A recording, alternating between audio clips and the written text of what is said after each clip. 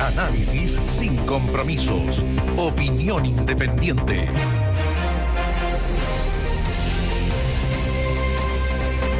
A ver, varias cosas han pasado, varias noticias han marcado esta jornada, probablemente algunas que demuestran la situación de cómo está el Estado y que usted, muchos de los que nos están escuchando, sabe sobre las necesidades cuando se habla de modernizar, de mejorar, que esto modernizar no es cambiar un computador, tener un software, inteligencia artificial, sino que es mejorar los sistemas, pero que también las personas en cuanto a su función cumplan, obviamente, y si no lo cumplen tendrán que ser removidas, porque, digamos, eso hace algo que sea eficiente, digámoslo con todas sus letras.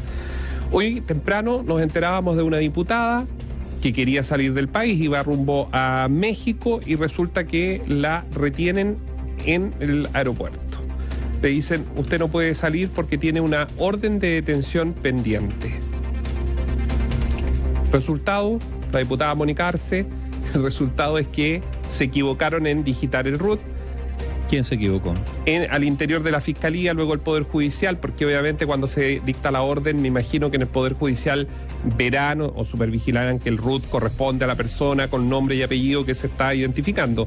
El asunto es que se manda esta orden por un error y queda retenida en el aeropuerto. Como es parlamentaria, finalmente llegó una contraorden porque habría que desaforarla, etcétera, etcétera. Pero si fuese un chileno como usted, como yo, tú, Nivaldo, si vamos a salir, lo más probable es que, ¿sabe lo que ocurriría?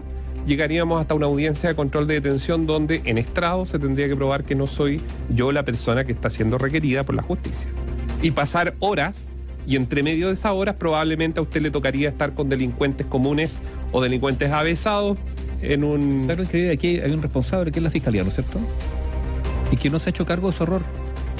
Porque también, a ver, se pueden cometer errores, pero lo primero es hacerse cargo de los errores, ¿no? Efectivamente. ¿Sabes? Ha habido una especie de sensación de echarle la culpa a la policía de investigaciones, pero lo que decían, a ver, si a los policías, y no solo la policía, en este caso es GEPOL, el sistema interno de las policías, pero si a Carabineros digita mi RUT en un control en la carretera, dice, a ver, Néstor Augusto, ya, tiene orden de detención, venga, ellos están completos con su labor, y la labor de uno sería reclamarle a quien hay que reclamarle, que a un estrado frente a la justicia. Pero efectivamente las policías están cumpliendo la labor. Si en la justicia, mientras se toma café, se están digitando RUT y no están concentrados en lo que tienen que hacer, eso es una cosa. Pero luego corren las horas y en la radio, también en exclusiva, estábamos informando de otro. El Consejo de Defensa del Estado, bien pagados, por cierto. Consejo de Defensa del Estado que cuando tiene que querellarse por el caso del Ministerio de Desarrollo Social y el robo de los computadores, se equivocan. Y la querella se va a una causa por estafa de un abogado que está siguiendo contra una persona que estafó a clientes, contra otro abogado. Y entra esa causa. Luego se dan cuenta, retroceden, pero retroceden para ingresar la querella efectivamente a la causa que tenían que ingresarla. El problema es que no la retiran de la otra, y esto es lo más extraño de todo, que tendrá que investigarse, me imagino yo, que el juez de garantía del 7º Juzgado de Garantía de Santiago, a la redundancia, toma la querella y la provee, es decir, la coge y forma parte, o sea, una querella del Consejo de Defensa del Estado está en dos causas, en la original y en una donde no tiene nada que ver.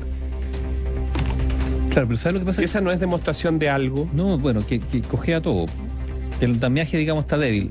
Pero a mí lo que me preocupa es que en este contexto donde uno pellizca por acá y resuena todo, se puede perder, digamos, la perspectiva de lo relevante. Porque, a ver, ¿cuál es el trasfondo de todo esto desaguisado? ¿Es simplemente un problema de falta de práctica? ¿Es un problema de error involuntario? Bueno, los errores.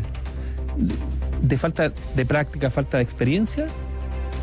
Porque estamos hablando finalmente de la crujidera desde el Estado, ¿no es cierto? Y ahí hay que ver, por lo tanto, qué ha pasado con el tema de las fundaciones, qué pasa con la caja fuerte, que todavía no aparece en ninguna parte. Llegamos a agosto. Ya, entonces, ¿por qué digo esto?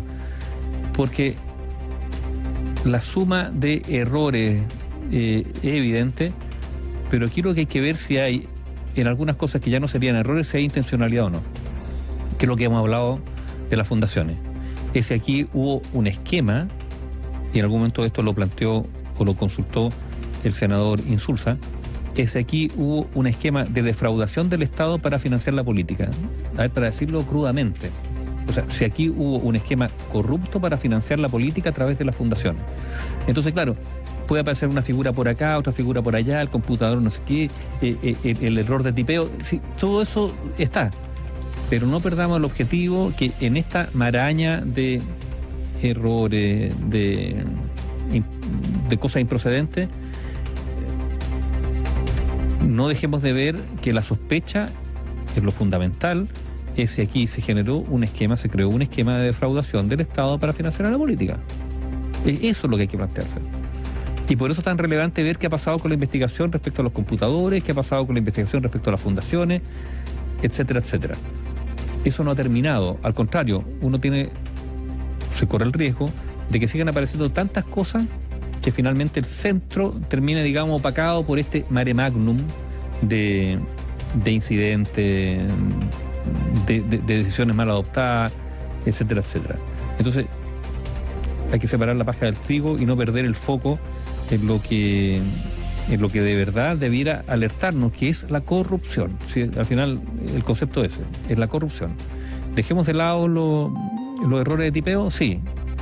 Son importantes, muy importantes, porque hablan también de una especie de, no sé la palabra, desidia, por falta de rigor en algunos estamentos, que claro, ante esa falta de rigor, se generan espacios propicios para que se instale la corrupción. Ahora, una cosa puede venir de la mano del otro. Mire, este es del reporteo. Usted que nos está escuchando, esto es del reporteo. Hay dos cosas que yo creo que pueden ser positivas en torno a todo lo que está ocurriendo. Más allá de que salga la señora Polizzi diciendo que ahora apareció un sicario, que la amenazaron, yo creo que hay dos cosas bastante positivas que me deja el reporteo y que nos dejan. Uno, que en todo estamento público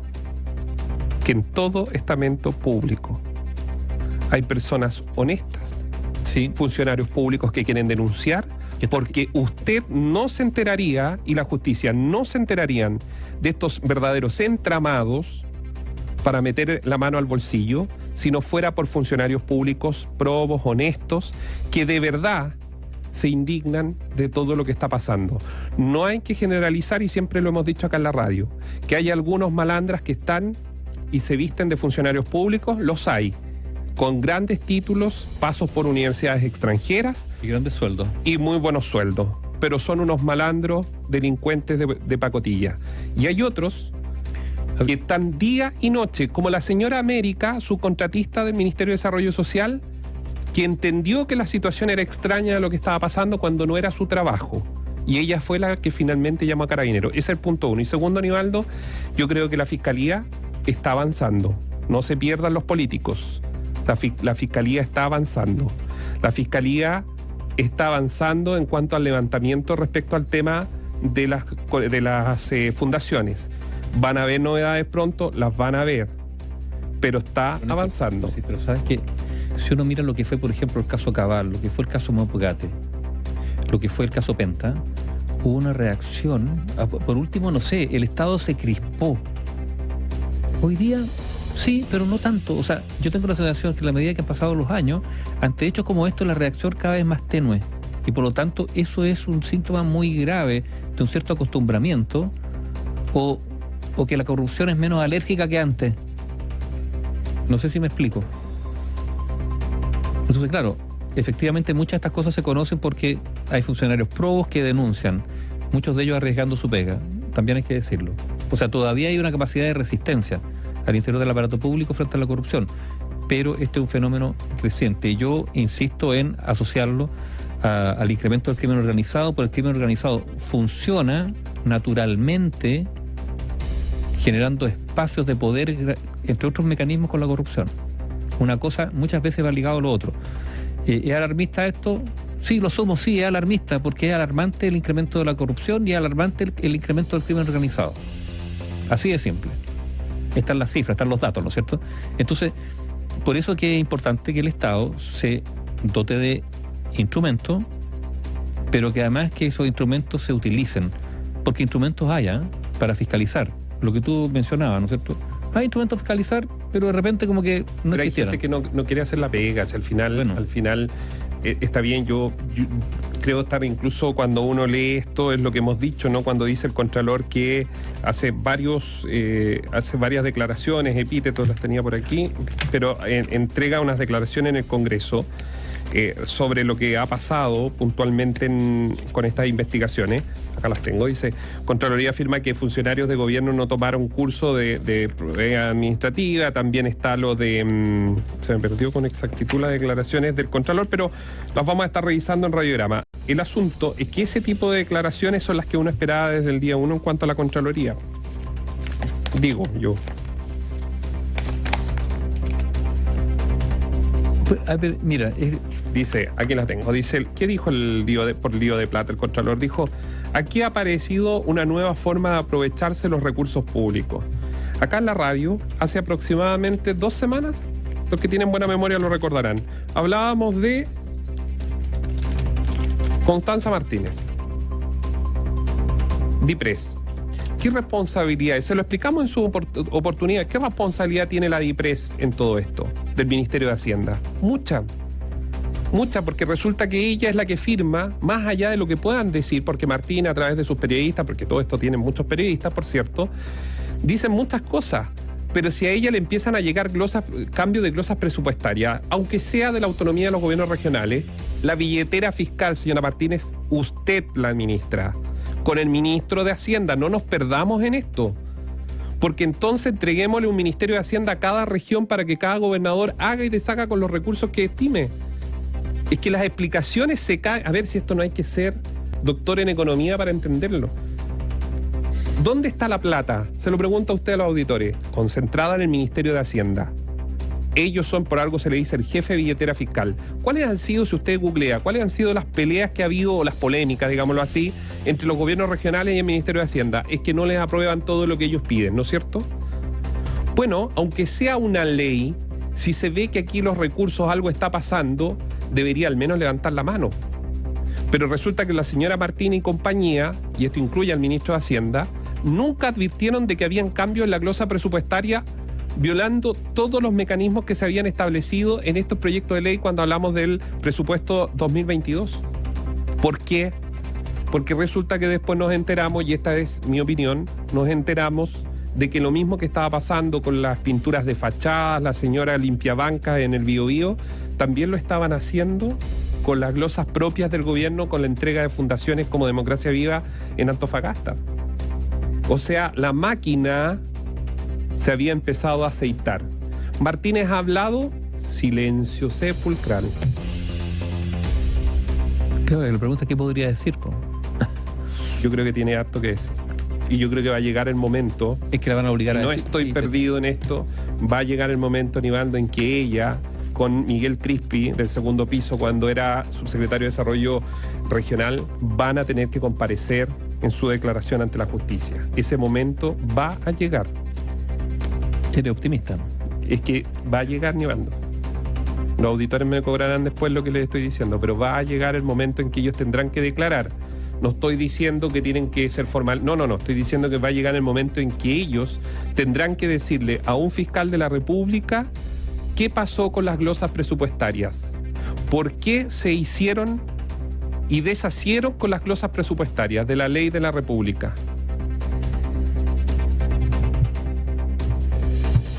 Soy optimista. Pero es que yo creo que en medio de todo... Está bien, hay que confiar en... No, lo que pasa es que yo estoy aburrido de esa letanía que dice dejemos que las instituciones funcionen. Lo que pasa es que las instituciones no es que no funcionen, funcionan mal. ¿Te fijas o no? Entonces... Dije Constanza Martínez, me corrigen. Javiera Martínez, perdón. Entonces, la directora de DIPRES. Tenemos que... Mira, hoy día... Conoce a Daniel Andrade, recuerden ustedes. Hoy día el presidente Boric ha presentado esta propuesta, ¿no es cierto?, de que en una reforma tributaria, un pacto tributario, donde se aspira a recaudar más de 8.000 millones de dólares para el fisco. Y la pregunta que sigue a colación, evidentemente, es cómo se va a gastar eso. Está bien, se propone una serie de mecanismos, etcétera, etcétera. Pero la pregunta que sigue estando pendiente es si no será el momento, en vista de cómo estamos, ¿no?, de efectivamente ponerle atención y trabajar en mejorar el Estado que tenemos. Un Estado que gaste bien, que gaste mejor, que sea más eficiente, que finalmente responda a los requerimientos de la ciudadanía, porque cuando nos enteramos que hay gente que está buscando cómo subsistir, esa es la verdad, circulan decenas de millones para acá, decenas de millones para allá, cientos de millones para acá, en proyectos que parece que no inciden realmente en la vida de las personas. Entonces, mientras exista esa laxitud en el uso de los dineros públicos, que significa por lo tanto también una especie como de indiferencia frente al sufrimiento de tantas personas, uno realmente se pregunta si no es el momento y la oportunidad para mejorar el Estado que tenemos.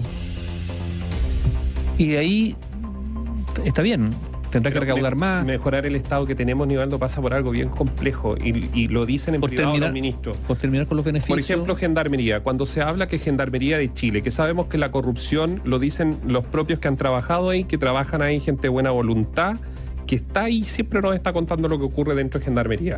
Sé que inmediatamente van a sacar comunicados, lo que ustedes quieran. Los espero acá, nos mandan el comunicado. Pero lo que sí pasa es que cada vez que se habla de que hay que hacer algo estructural con Gendarmería, se oponen, y usted ha visto el video, estuvo en Bio Chile, se oponen las propias asociaciones. Asociaciones, algunas de ellas que son a nivel provincial, que no sé quién las autorizó a tener asociaciones provinciales de Gendarmería. Y tienen armas, y eso es lo peor. Se van a huelga con un arma al cinto. Y nadie le pone coto porque todos le tienen miedo. Porque el mundo político, el mundo político generó ahí un espacio de poder y que hoy día, bueno, quitarlo es difícil. A ver si eso es. Son puras negociaciones para mantener escenarios de poder. Entonces empieza a otorgar cosas y después, claro, ya son, entre comillas, como derechos adquiridos. No, es bien complejo. Y lo otro, que no hay que perder el norte, es el tema del dinero. Yo insisto, la facilidad con que se habla de millones, decenas de millones. O sea, hay algo, ayer usé esa palabra, algunos me reprocharon, le insisto en la palabra, hay algo obsceno en todo esto. Una falta de pudor. A ver, las platas públicas es algo muy, muy sensible. Con los dineros públicos se puede efectivamente mejorar sustantivamente la vida de una familia. Hay familias que están, bueno, que estructuralmente están desarmadas, que tienen problemas, hay muchas mujeres solas creando niños, o sea, uno le puede mejorar la vida.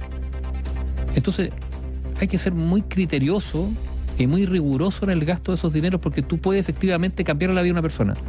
Si eso no ocurre, hay sectores que terminan siendo dominados, vuelvo a insistir, por el crimen organizado, por el narcotráfico, que sustituye al Estado. ¿Por qué? Porque estamos ante un Estado que muchas veces muestra una cara triste de la ineficiencia, del derroche, de la incapacidad, digamos, de actuar donde debe. Pero yo hoy día al menos me quiero quedar con innumerables auditores de la radio que se han enterado, que trabajan, que han visto, que tienen documentos y que nos hacen llegar información que muchas veces es esencial para lo que de repente uno le llama el golpe periodístico, pero en realidad más que eso es poner información concreta, real, con documentos establecidos sobre la mesa para que usted esté informado.